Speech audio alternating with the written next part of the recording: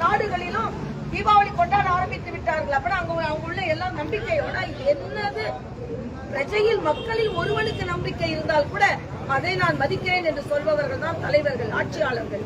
அதனால ஸ்டாலின் அவர்கள் இந்த துவேஷத்தை, இந்த வேறுபாட்டை, இந்த பிரித்தாளும் தன்மையை விட வேண்டும் என்பது எங்களது கருத்து. ஒரு பக்கம் ஸ்டாலின் பிரித்தாளும் தன்மையை செய்து கொண்டிருக்கிறார், இன்னொரு பக்கம் உதயநிதி. ஆக இனிமேல் பாரதிய தமிழர்களா, நாங்களெல்லாம் தமிழர்கள், எங்களுக்கு கொண்டு ஒரு குணம் உண்டு. உங்களை விட நாங்க தமிழர்கள்ங்க. நாங்க என்ன தமிழ், நாங்க வேறு மாநிலத்தான் வந்தோம் இல்ல, நாங்களும் தமிழர்கள் தான். அதனால் பாரதிய ஜனதா கட்சி எங்களது எதிர்ப்பை நாங்கள் தீவிரப்படுத்துவோம். நிச்சயமாக நாங்கள் எல்லாம் இணைந்து பணியாற்றுவோம்.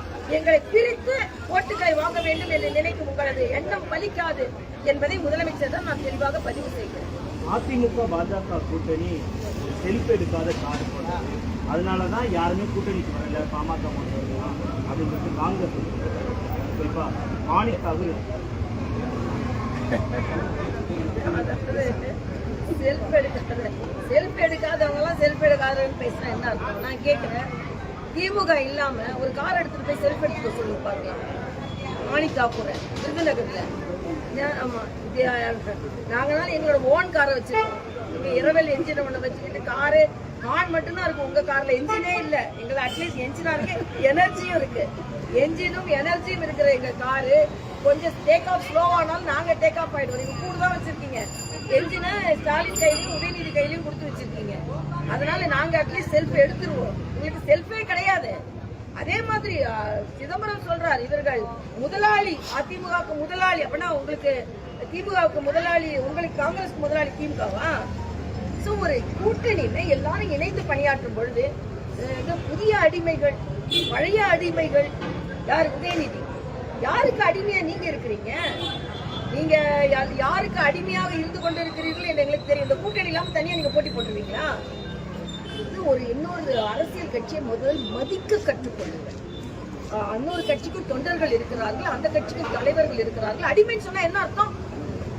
சரி, தம்பி விஜய் கட்சியை புதிய அடிமையா, அதிமுக பழைய அடிமை, என்ன நினைச்சிட்டு இருக்கீங்க நீங்க? நாங்கெல்லாம் அப்படி யாரையும் அடிமைப்படுத்தி சிறுமைப்படுத்தி அரசியல் செய்ய வேண்டும் என்ற எண்ணம் கிடையாது. உங்களுக்கு தான் அந்த எண்ணம் இருக்கிறது. அதனால இன்னைக்கு விடுதலை சிறுத்தைகள் குழம்பிக்கிட்டு இருக்காங்க. எங்களை மாதிரி போராட்டம் பண்ண முடியல, கொடியேற்ற முடியலன்னு. இங்க துப்புரவு தொழிலாளர்கள் மீது அடக்குமுறை ஏவப்பட்டிருக்கிற கம்யூனிஸ்ட் என்ன செய்யறாங்க? அடங்கி கிடக்கிறார்கள். பெட்டி பாம்பை அடங்கி கிடக்கிறார்கள். சொன்னா கோபம் வருது. அதனால இன்றைய காலகட்டத்தில் பாரதிய ஜனதா கட்சி, தேசிய ஜனநாயக கூட்டணி, அண்ணன் எடப்பாடி அவர்கள் தலைமையில நேற்று கூட மன்சுக் மாண்டவியா மிக தெளிவாக சொல்லிவிட்டார். அங்கே தேசிய ஜனநாயக கூட்டணிக்கு அண்ணன் ரங்கசாமி தான் தலைவர். நாங்க ஒரு கூட்டணி என்று இருந்தால் நாங்கள் அந்த நியாயத்தை நாங்கள் கடைபிடிப்போம். அப்படின்னா ஒண்ணு அங்க பாரதிய ஜனதா கட்சி பலமீனமா இருக்குன்னு அர்த்தமா? இல்ல. அதே மாதிரி தேசிய ஜனநாயக கூட்டணிக்கு இந்த அண்ணன் எடப்பாடியா தலைவர் அப்படின்னா நாங்க உடனே நான் கேட்கிறேன், எங்களை பத்தி பேசுறீங்க, நீங்க கூட்டணி ஆட்சி கொடுத்துருவீங்களா? நான் கேட்கிறேன் ஸ்டாலின், கூட்டணி ஆட்சிக்கு நீங்க தயாரா? ஸ்டாலின் உடனே காலி பண்ணி துணை முதலமைச்சர் பதவியை திருமாவளவனுக்கு கொடுத்துருவாரா? பட்டியலின மக்களுக்கு நீங்க பாதுகாவலர் சொல்லிக் கொண்டிருக்கிறீர்களே, ஏன் செல்வப்பிறந்தகை கொடுக்கறது? நீங்க தான் கேட்கல, நாங்க கேட்கிறோங்க. உங்களுக்கு அந்த தைரியமும் கிடையாது. கூட்டணி ஆட்சி நீங்க வரப்போறது இல்லை, அது வேற விஷயம்.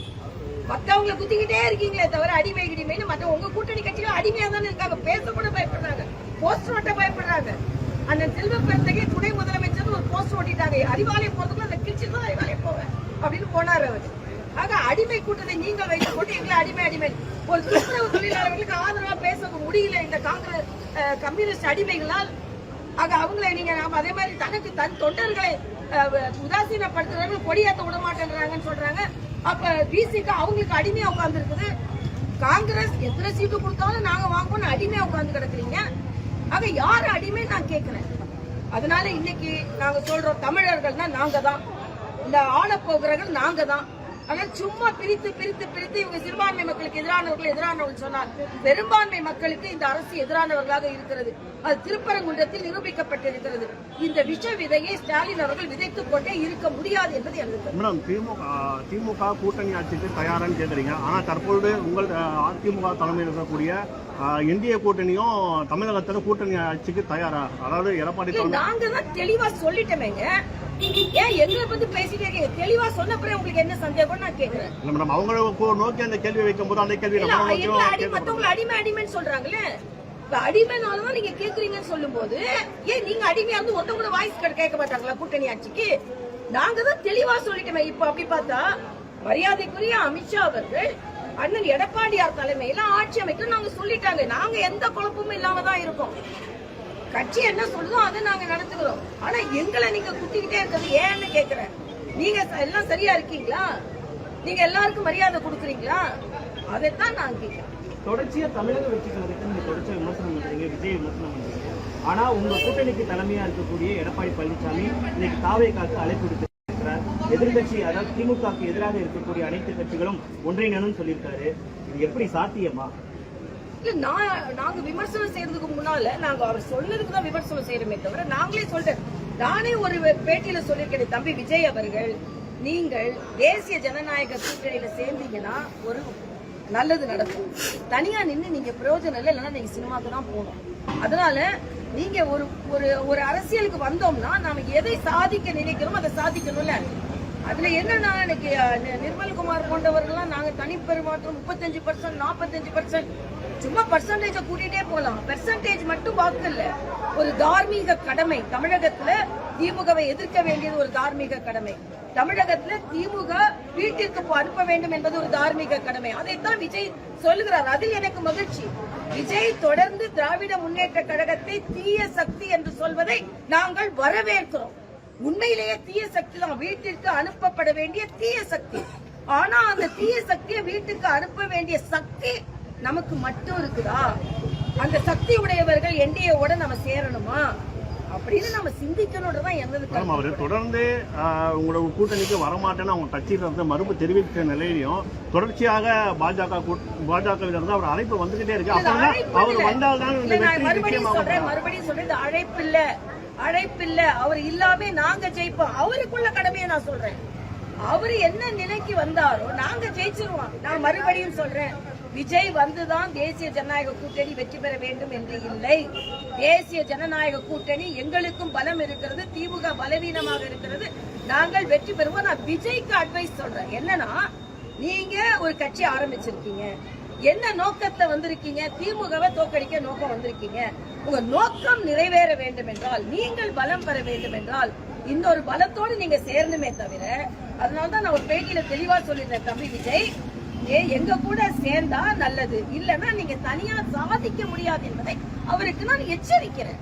ஏன்னா அவர் என்ன நோக்கத்திற்கு வந்தாலும் இல்லையா, அதனால நான் அவருக்கு சொன்னா உடனே ஏதோ நாங்க அவரு இருக்கிறதுனாலதான் நாங்க கேட்போம், நாங்க அழைக்கிறோம் என்று எடுத்துக்கொள்ள கூடாது. விஜய் அவர்கள் அரசியலில் நீங்கள் பிழைக்க வேண்டும் என்றால் உழைக்கும் எங்களோடு நீங்கள் இருக்க வேண்டும், இல்லனா நீங்க தனியா நின்னா காணாம போயிடக்கூடாதுன்னு ஒரு அட்வைஸ் பண்றேன். அவ்வளவுதான்.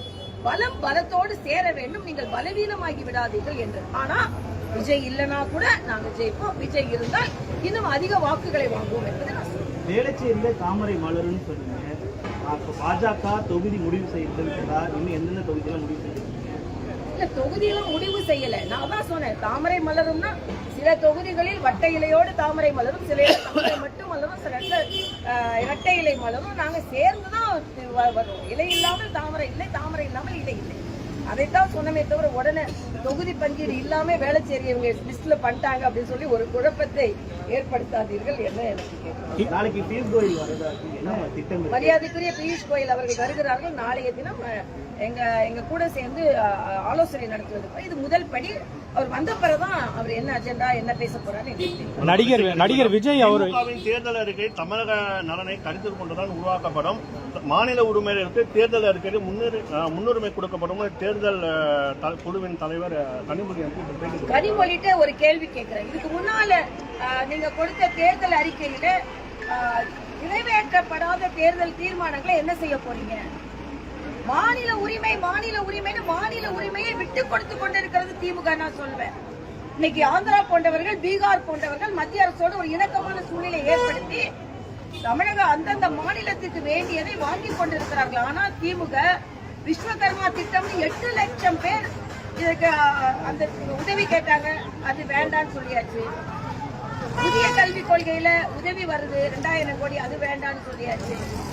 வேண்டாம் வேண்டாம் நீங்க சொல்லிக் கொண்டிருக்கிறீர்கள், மற்றவர்கள் வேண்டும் வேண்டும் என்று சொல்லிக் கொண்டிருக்கிறார்கள். மாநில உரிமையை தான் நாங்களும் பாதுகாக்கிறோம். எந்த மாநில உரிமையும் பறித்து விட்டு தேசிய கட்சி இல்ல. சும்மா இதே கதையை திருப்பி திருப்பி சொல்ல வேண்டாம். நான் கேட்கிறேன், இன்னைக்கு ஜாக்டோ ஜியோ உரிமையை பறிச்சிருக்கீங்களா இல்லையா? அவங்க இன்னைக்கு பேச்சுவார்த்தை நடத்தி கூட்டணி பேச்சுவார்த்தை நடத்த வேண்டிய இடத்துல ஜாக்டோ ஜியோ கூட பேச்சுவார்த்தை நடத்த வேண்டியது. இன்னைக்கு சிவிலியர்களை நீங்க பெர்மனன்ட் பண்ணுங்கன்னு சொன்னீங்க. 8000 செவிலியர்கள் நடு ரோட்ல போராடி கொண்டிருக்கிறார்கள். இன்னைக்கு 125 நாள் வேலை வாய்ப்பை சொல்றீங்க, 150 நாள் வேலை வாய்ப்பு கொடுப்பேன்னு சொன்னீங்க. பெட்ரோலுக்கு விலையை குறைப்பேன்னு சொன்னீங்க, கேஸுக்கு 100 ரூபாய் கொடுப்பேன்னு சொன்னீங்க.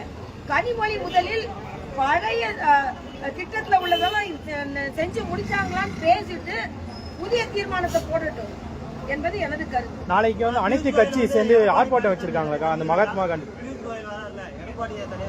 அதெல்லாம் எனக்கு தெரியாத பீஸ்வல் மட்டும்தான் தெரியும். அனைத்து கட்சி ஆர்ப்பாட்டம் நாளை வச்சிருக்காங்க. அதை இந்த ஆர்ப்பாட்டத்தை நான் கடுமையாக விமர்சிக்கிறேன். ஏனென்றால் மரியாதைக்குரிய சிவராஜ் சிங் சௌஹான் அவர்கள் மிக தெளிவாக சொல்லிவிட்டார்கள்.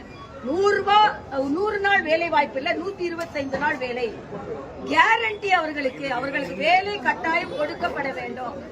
6 மாசம் விவசாயிகளுக்கு வேலை இல்லாத நேரத்தில் அதை விட அதிக கூலிக்கு அவங்க போட்டும், அதனால அந்த நேரம் அவங்களுக்கு விடுப்பு கொடுக்கப்படும். இவ்வளவு நல்ல திட்டத்தை, கேரண்டியான திட்டத்தை நான் கேட்கிறேன். 150 நாள் வேலை கொடுப்போம்னு சொன்னீங்களே இல்லையா? அதுக்கு போராடுறதா? அதுதான் போராடுறீங்களா? போய் கேஸுக்கு 100 ரூபாய் மானியம் கொடுப்பேன்னீங்களா? அதுக்கு போராடுறீங்களா போய்?